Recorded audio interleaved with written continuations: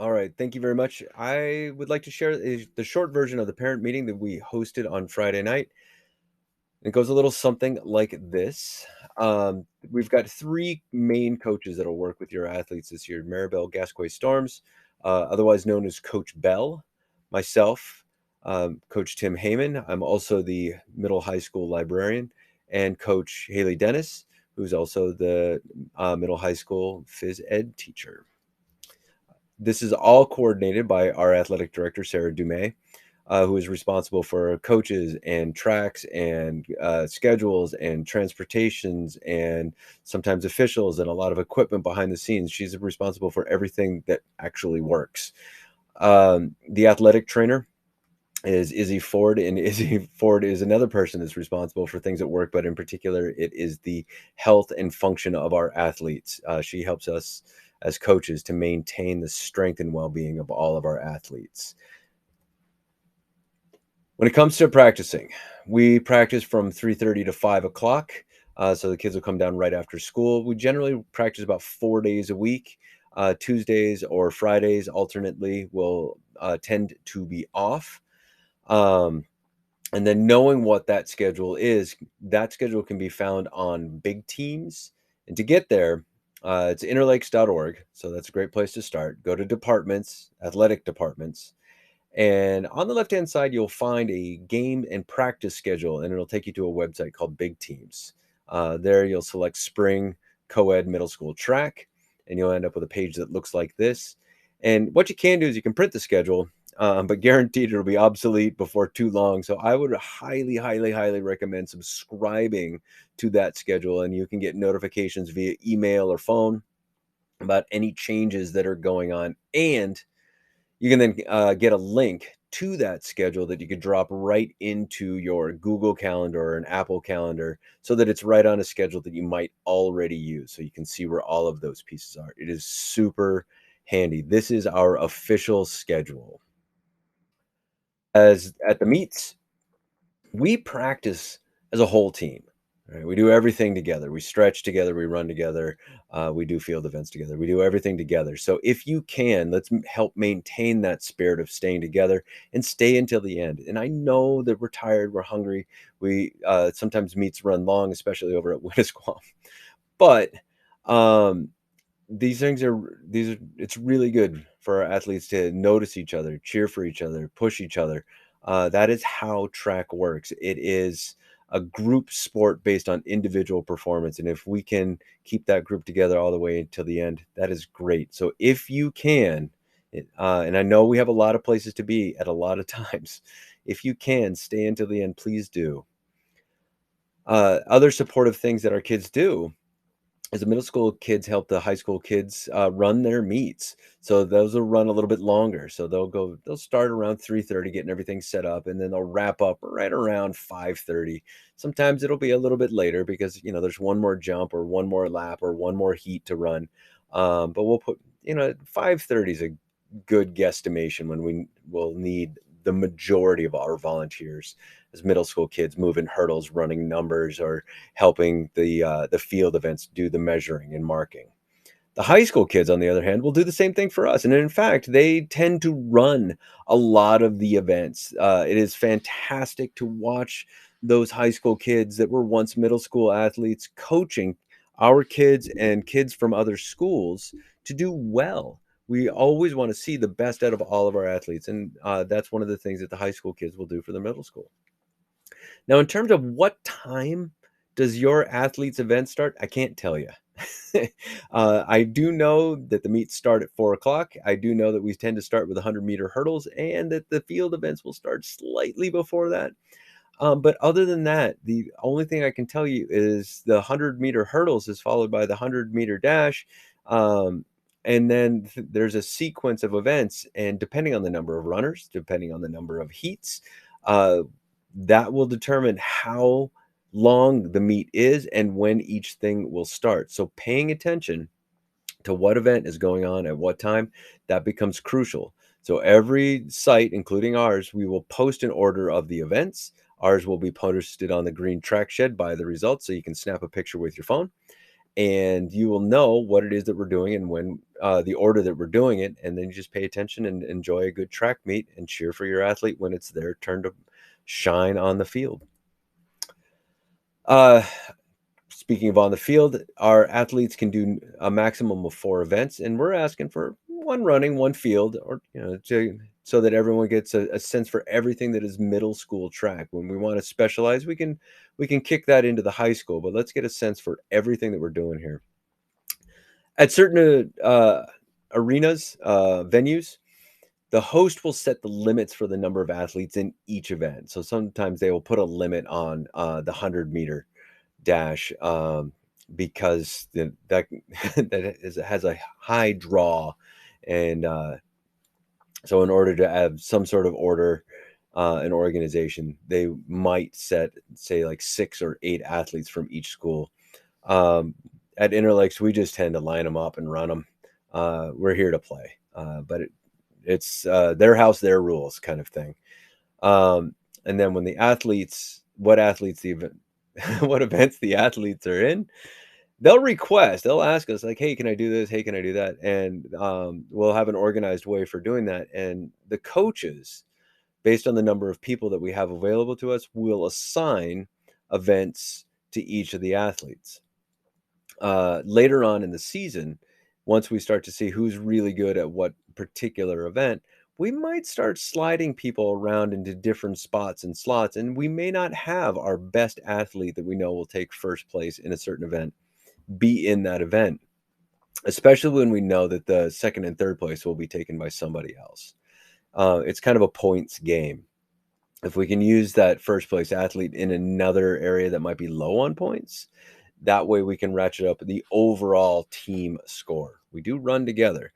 And so that's one way that we can play the field, so to speak. The events that we have, you can see a little list down here. Starts with the 100 hurdles and the 100 dash, and then progresses all the way to the 1600. That's the mile. Um, and that is the longest distance that we will run in any particular event at this level. There are 2 relays. There's a 4 by 100 and a 4 by 400. The 4 by 4 usually marks the end of the meet. Over in the field, there are 6 events, and depending on the host, they'll tend to take those events and split them in half, and boys will start one half and girls will start the other. Um, and then they'll flip flop them. At the meets, we often need parent volunteers. We need parent volunteers to be scorekeepers or finish line timers, or to pull and read measuring tapes at the field events. So you don't need to have any experience in these things. We will catch you up to speed on what it is that needs doing. But we love it, love it, love it, love it when folks can just jump right in. It's a great way to watch a meet because you're right down there at eye level with the athletes. Getting to the meets, I would say, 99 times out of 100, most athletes will just hop right on the bus and they'll go with us, no problems. But, our clientele that we have a lot of appointments and a lot of places to get to. And sometimes an athlete will need to go from the orthodontist to a track meet. And there's a form for that. It is the alternate transportation request to an athletic event form. This needs to be filled out beforehand, uh, brought in, signed by the principal or the athletic director before that request is approved. You can find these on the athletics webpage, or you can find it on the track and field webpage that'll show you at the end. At the meet, when the meet is over, you may want to take your athlete home, and you'll notice that a sheet like this, I've got all the athletes' names. I put a check mark on the for all the people that I have on the bus as a parent or a guardian, and you sign them out. I will then know who has been signed out, and then I can check off who I've got on the bus on the way home. And if there's any gaps, I will go looking for athletes. So this is an important way for us to keep track of who is where. And then finally, if somebody else is taking your athlete home, there's an form for that. It's the alternate transportation request for a non-parent guardian. And if this is going to be a regular piece, and if you know that someone's going to be picking up your athlete on a regular basis, you can fill this thing out once at the beginning of the year. and list the people that are going to or have been approved to take your athlete home and put them right on here, and we'll just keep them on file so that we know who is who and who's going home with the right person. All right, let's talk needs and wants. Your athlete will need a few things. They will need a track bag. There is no need to run out and buy a whole brandy new one. I like the Hannaford bags that are $1. They really wide mouth and everything seems to go in, and they're relatively waterproof. So they'll need a bag, and they'll need their track clothes. Sporty shorts, sporty shirts. That athletic material is really good stuff. It keeps you cool when it's hot and warm when it's cold. They'll need their uniform. And I tell the athletes that their uniform can be one of 3 places, and that's it: on their body, in the wash, or in the bag. Those are the 3 places for the uniform. Warm clothes, especially right now, warm clothes are a big deal. So have those warm clothes on hand so that they can go on over the or over the shorts and t-shirts. A bag with snacks such as like fruit or crackers or bars would be important. In my house, we got in the habit of making our own energy bars. You can just Google a good recipe there, but it seems like the world is held together with peanut butter.